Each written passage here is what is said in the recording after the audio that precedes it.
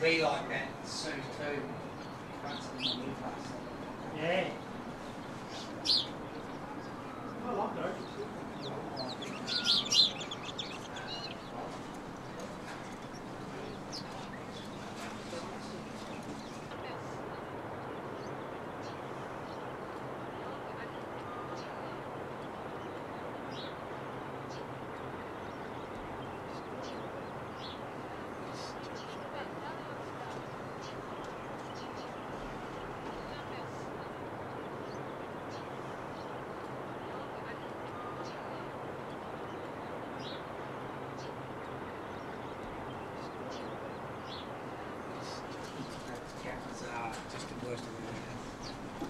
Hey Phil, how are you?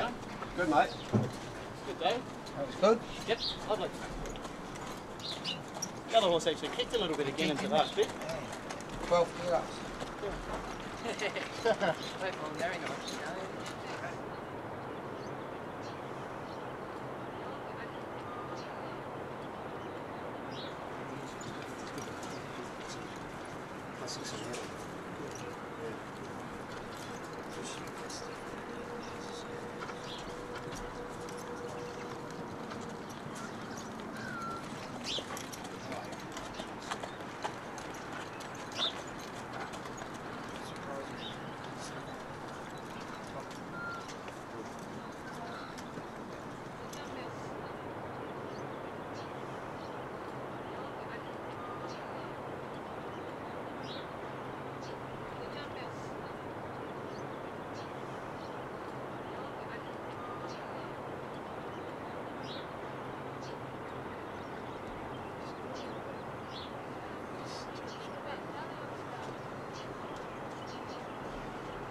Well, reporting in from Flemington this morning, we've just had a look at Gazardiel Gallop with David Hayes and the team out here. David, you'd be pretty happy with that work? Look, I think he's a happy in-form horse. And look, stepping up to 1,500 off his pedigree I think won't be a problem. And hopefully we can put a couple together. Now, he worked with a horse called At the Till, and we've just had a look at the gallop over 1,400. He was asked to pick up over the last 400. Yeah, he was, and he gave At the Till a bit of a start and then was on terms working through the line. And At the Till's a horse just like he was a couple of starts ago, ready to win his maiden. He'll be stepping out in a mile maiden or a bit further in the next couple of weeks. And gave At the Till probably a good 10 kilos in weight. So he was the dominant one in that gallop. David, you bypassed the maiden race when you went with Gazardiel, taking him to Pakenham to the 0 to 58, which seemed to be a little unusual, but he got the job done there. Yeah, look, I find them actually a little bit easier than the maidens because they're sort of horses that generally can't win a maiden that are in it. So it worked, and we've won a lot of these 0 to 58, so they tend to be very winnable. You put the blinkers on him at Pakenham. Jake Noonan gave him a terrific ride, went straight to the front. You were quite aggressive in your plans to go to the lead there. Yeah, it's a bit of an on-pace track that day, and Pakenham generally is. And I just didn't want him having a hard luck story. I think he was overdue for a win, and I was actually relieved he did win, and I liked it the way he won with that authority. It was pretty good. Form from his run prior at Cranbourne is turning out nicely. The winner of that race, Shoulders, went to Sandown recently last Wednesday and won. It's stacking up okay. Out to 1500 this Sunday, Easter Sunday, around Mornington. With his speed and his gate speed, you would think that he'd be sitting up on pace? Look, if they don't go hard, he might lead, or he'll sit right on the pace, and that's one of those tight sort of Pakenham style tracks. So I think he hopefully will explode off the bend and be hard to catch again. The horse has been a little bit of a try for you as far as training goes. He's had a few antics. He's a real boy, but he seems to be getting better at the races. But also his knees have been a bit of an issue from day one. Yeah, look, as a young horse, he had the talent to win nice two-year-old races, but we just couldn't train him. He had these immature knees. Everyone's been very patient with him, but he's very sound now, and his knees seem a thing of the past. He's very sound through the knees, and look, he is a bit of a colt, but as he's getting fitter, he's becoming much more manageable, and I think he'll be a well-behaved boy on Easter Sunday and get the job done. Won't be an Easter bunny. Let's hope we get the Easter money.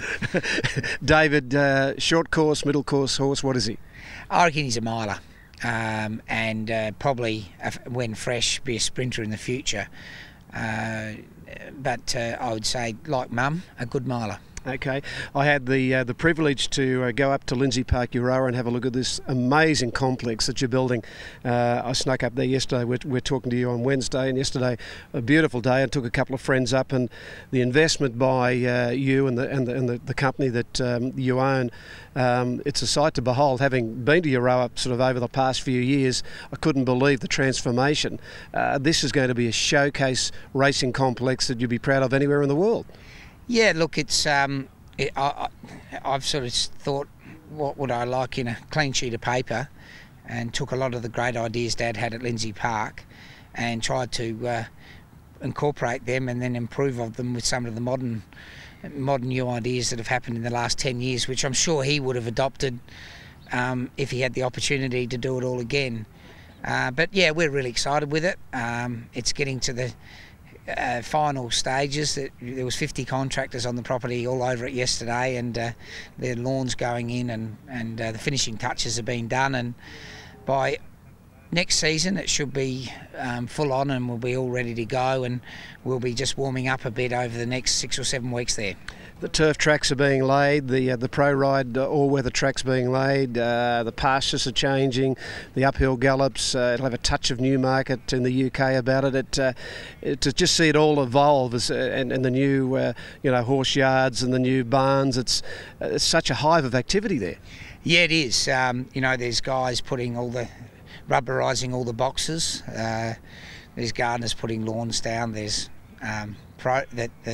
the artificial pro ride people are putting down the pro ride track, and there's people putting down the grass track. So it is very, very busy, and of course we're moving the old Lindsay Park into the new Lindsay Park, which is 7 truckloads of furniture and memorabilia, and it is a very busy time for us. It's a whole new age. It's like history repeating itself again, with your dad close to 50 years ago when he went from Semaphore in South Australia and took on Anguston, and everyone laughed at him, and he created a world-class complex there. So it's history repeating itself in so many ways. Yeah, I hope it is successful as the old Lindsay Park. And look, if we work hard and keep our heads down, I think it will be. A lot of horses on the property already that have come across from Anguston, so it's in full operational mode at the moment.